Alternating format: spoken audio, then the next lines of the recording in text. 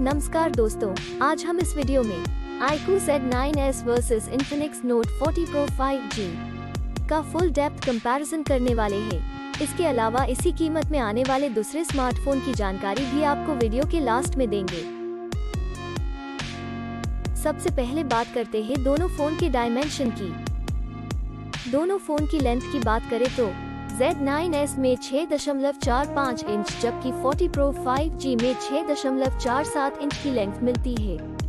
Width की बात करें तो Z9s में 2.95 इंच जबकि 40 Pro 5G में 2.93 इंच की विड्थ मिलती है, जो कि Z9s से कम है। बात करें थिकनेस की तो Z9s में 0.29 इंच जबकि 40 Pro 5G में 0.32 इंच की थिकनेस मिलती है, जो कि Z9s से ज्यादा है।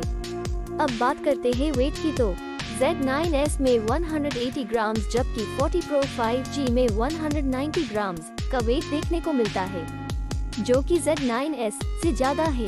चलिए अब हम डिस्प्ले की तुलना करते हैं। डिस्प्ले टाइप की बात करें तो Z9s में AMOLED जबकि 40 Pro 5G में फ्लेक्सिबल AMOLED की डिस्प्ले मिलती है।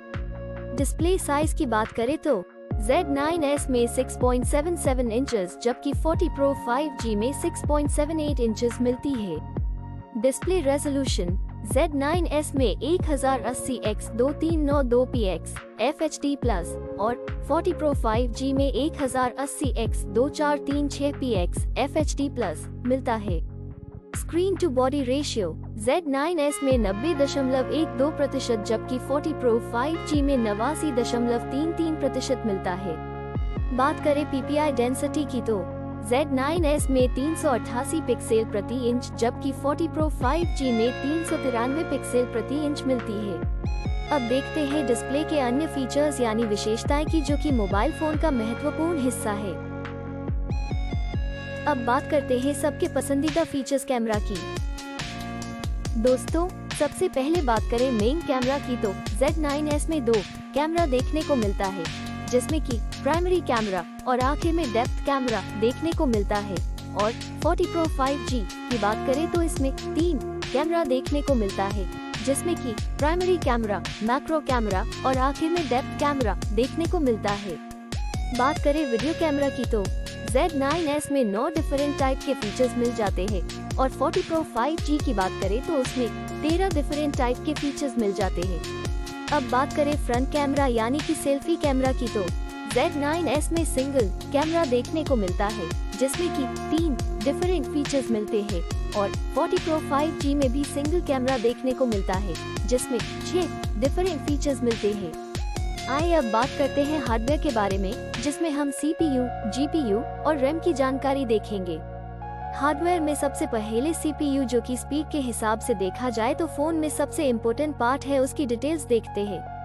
GPU की बात करें तो Z9s में Mali G615MC2 जबकि 40 Pro 5G में IMG BX-M82256 मिलता है। चिपसेट की बात करें तो Z9s में MediaTek Dimensity 7300 और 40 Pro 5G में MediaTek Dimensity 7020 मिलता है।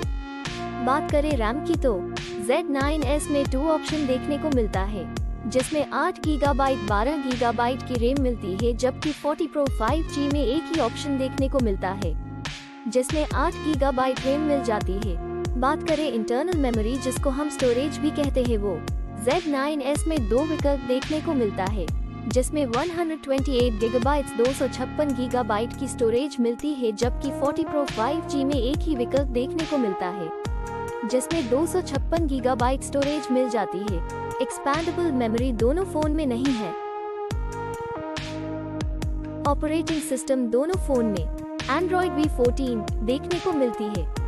बैटरी Z9s में 5500 mAh जबकि 40 Pro 5G में 5000 mAh देखने को मिलती है। आइए अब मेन फीचर को देखते हैं।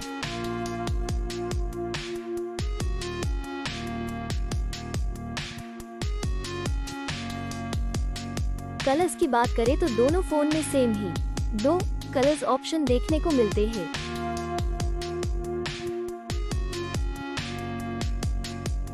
सब इन्फॉर्मेशन देखने के बाद बात करें प्राइस की तो Z9s में 3 वेरिएंट देखने को मिलते हैं, जिसमें कि 8 गीगाबाइट रैम 128 गीगाबाइट स्टोरेज के साथ 19,999 rupees, 8 gigabyte RAM 256 gigabyte storage के साथ 21,998 rupees, 12 gigabyte RAM 256 gigabyte storage के साथ 23,998 रुपीस में मिलता है। और बात करें 40 Pro 5G की तो उसमें एक ही वेरिएंट मिलता है, जो कि 8 गीगाबाइट रैम 256 गीगाबाइट स्टोरेज के साथ 23,990 रुपीस में मिलता है। दोस्तों अब बात करते हैं प्रॉन्स एंड कॉन्स यानी कि फायदे और नुकसान की तो दोनों फोन में 8 फायदे और 7 नुकसान देखने को मिलता है।